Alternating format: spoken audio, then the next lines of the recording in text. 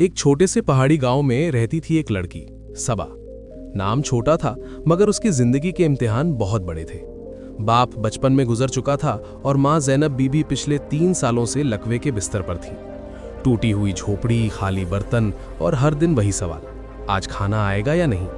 लेकिन सबा की सबसे बड़ी दौलत थी उसका ईमान। वो हर सुबह फजर से पहले उठती, माँ के माथे पर हाथ रखती और अल्लाह से सिर्फ एक दुआ करती, या रब मुझे गलत रास्ते पर मत जाने देना। गांव वाले उसकी खूबसूरती देखकर तरह तरह की बातें करते। कोई अमीर आदमी से रिश्ता सुझाता, कोई गलत काम की तरफ इशारा करता, मगर सबा हर बार बस यही कहती, जो अल्लाह ने लिखा है वही होगा। एक दिन गांव की औरतों ने उसे जंगल के पास बनी एक पुरानी कोठी के बारे में बताया। रोशन मंजिल कहा जाता था। वहां काम के बदले बहुत पैसा मिलता है, मगर कोई ज्यादा दिन टिकता नहीं। लोग डरते थे, कहते थे वहां एक जिन रहता है। सबा ने माँ की हालत देखी, दवाइयों के पैसे नहीं थे। उसने हिम्मत की और कहा, अगर वहां मौत भी होगी तो अल्लाह का नाम मेरे साथ होगा। कुरान को सीने से लगाया और रोशन मंजिल की तरफ चल पड़ी। कोठी में घुसते ही अजीब सी ठंडक महसूस हुई। हवा भारी थी, जैसे किसी की नजर उस पर हो। सबा ने पहला कदम रखते ही आयतुल कुर्सी पढ़ी। उसे नहीं पता था कि उसी पल दीवारों के पीछे से कोई उसे देख रहा था। जिन अजीर। अजीर कोई आम जिन नहीं था। वो कभी एक बड़ा इबादत गुजार था, मगर एक इंसानी लड़की से मोहब्बत में पड़ गया। जब उस लड़की ने किसी और से शादी कर ली तो अजीर ने सब्र खो दिया और अल्लाह से शिकवा कर बैठा। उसी शिकवे ने उसे गिरा दिया और वो रोशन मंजिल में कैद हो गया। सालों से वो एक ऐसी लड़की की तलाश में था जो पाक हो, खूबसूरत हो और मजबूर हो। सबा उसे बिल्कुल वैसी ही लगी। पहले दिन कुछ नहीं हुआ। दूसरे दिन सबा को पुराने संदूक में चांदी के गहने मिले। तीसरे दिन रसोई में अपने आप खाना बन गया।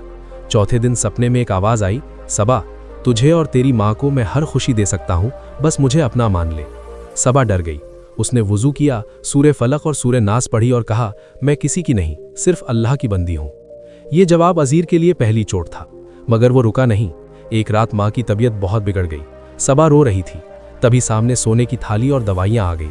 आवाज आई, ले ले सबा, सिर्फ एक हाँ कह दे। सबा ने माँ को देखा, फिर आसमान की तरफ और कहा, या अल्लाह, अगर मेरी माँ की शिफा इसी सौदे में है तो मुझे मंजूर नहीं। उसी रात गांव के बुजुर्ग मौलाना रशीद साहब को ख्वाब आया। उन्होंने बिना देर किए रोशन मंजिल का रुख किया। अंदर घुसते ही उन्होंने सूरह बकरा की तिलावत शुरू कर दी। दीवारें कांप उठीं। अजीर चीखने लगा। उसकी ताकत कमजोर पड़ गई। मौलाना साहब ने कहा, जो मोहब्बत अल्लाह से दूर करे वो मोहब्बत नहीं, फितना है। कुछ दिन सब ठीक रहा। सबा घर लौट आई। माँ की तबीयत सुधरने लगी, मगर कहानी यहीं खत्म नहीं हुई।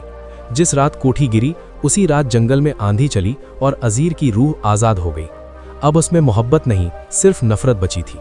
सबा को हर रात वही सपना आने लगा, जलता हुआ चेहरा और आवाज, तू मुझे अधूरा छोड़ आई है। घर में चीजें अपने आप हिलने लगी। दीवार पर लिखा मिला, इश्क ठुकराया नहीं जाता। सबा समझ गई अजीर लौट आया है और अब वो उसे कब्जे में लेना चाहता है। एक रात सबा बेहोश हो गई। उसने खुद को अंधेरे मैदान में पाया। सामने अजीर खड़ा था, आधा जला हुआ। उसने कहा, मैंने तुझे सब कुछ देना चाहा। सबा कांपते हुए बोली, जिस मोहब्बत में अल्लाह ना हो वो जहर होती है। उसी पल उसकी जुबान से आयतुल कुर्सी निकलने लगी। उधर मौलाना रशीद साहब सजदे में गिर पड़े। माँ ज़ैनब बीबी रो रो कर दुआ कर रही थी। इन दुआओं की ताकत ने अजीर को तोड़ दिया। आखिरी बार उसने कहा, अगर मैंने सब्र किया होता, और वो मिट गया। सुबह सबा की आंख खुली। माँ पूरी तरह ठीक थी। सबा आज भी गरीब है, मगर सुकून में है। और गांव में लोग आज भी कहते हैं कि जिसके साथ माँ की दुआ और अल्लाह पर यकीन हो, उसे कोई जिन छू नहीं सकता।